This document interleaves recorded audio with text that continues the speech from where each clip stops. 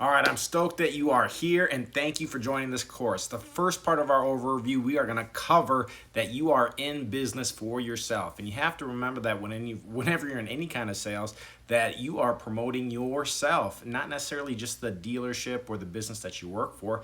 You are trying to market and brand and build this person right here. So whenever somebody thinks of buying blank, they are going to think of you.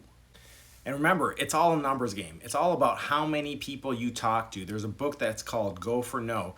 And it basically says if you talk to 100 people and you're not a very good closer, and let's just say you're not going to be at the beginning of sales, if you talk to 100 people, you're more likely to sell more than the person that's a great closer but only talks to one person.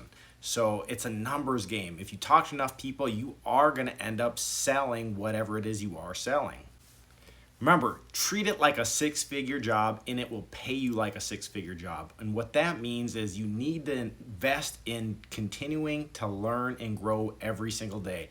Remember, you're never too smart. I've been selling for over 20 plus years now, since I was 18, and every single day I'm still investing in my mind, trying to get better every single day. And not just investing in my mind, investing in my body also, because the way you feel has a big reflection on the way you perform. One of the biggest things you can invest in, Tony Robbins says it, is the number one skill of a salesperson is mindset, or state of mind, he says. Being able to control that state of mind, so you know that everything that happens to you, you're not dragging into work with you or letting bother you. You've got to stay solid in your mind, and that's going to come with, again, taking care of that mind and body, whether that's meditation practices, mindfulness practices, working out, just constantly investing in yourself, trying to get better, and also putting yourself around great people that want to encourage you and lift you up also.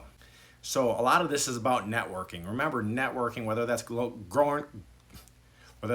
joining local groups like your Chamber of Commerce or your Rotary. There's so many clubs out there that you can Google search for networking in your area that will pop up, and it's just going to be, again, getting around the group of people. So when they all think of you, or think of buying a vehicle or buying a blank, they're going to think of you. And in return, you want to help those people by sending them business too. When you meet other real estate agents or other professionals that are selling something, you want to give to them and they will give back to you. Remember, that's like the bird dogs. You want to be able to get people out there that are in contact with a lot of people in the community, so they can send people and refer them to you. And when they refer them to you, you can send them a referral check. And when they get that check, they're going to love to send you more and more customers.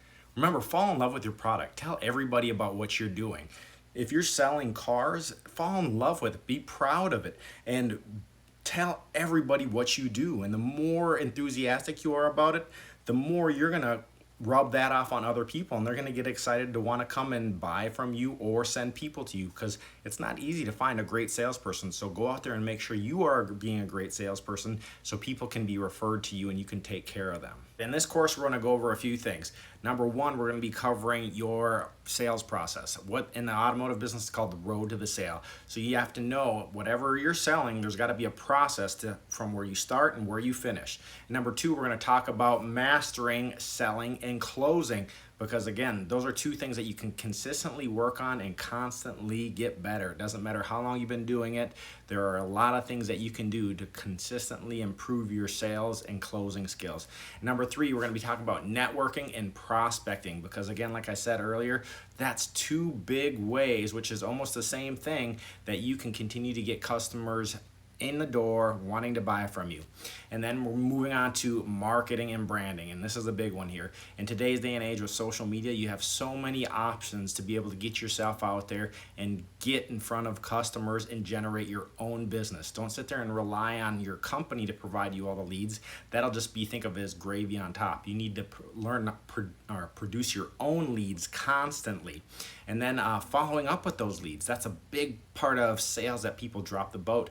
Is there's a saying we say, the fortune's in the follow-up. So the percentages are very high that most people, whether it's a sales call or somebody that came in to look at your product, a lot of them don't buy right then, or a lot of them don't set that appointment right there. So the fortune is in the follow-up. The percentages are very high that it takes multiple attempts to get that customer in or get them to buy.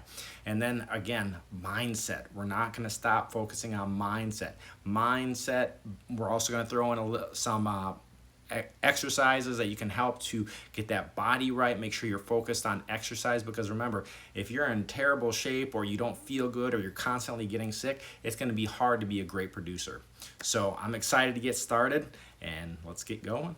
I hope this was a great start. This is the first video. This is our overview. So click on the rest of the videos below, and we're going to continue to invest in that mind so we can help you to become the best salesperson we can. We'll see you on the next one.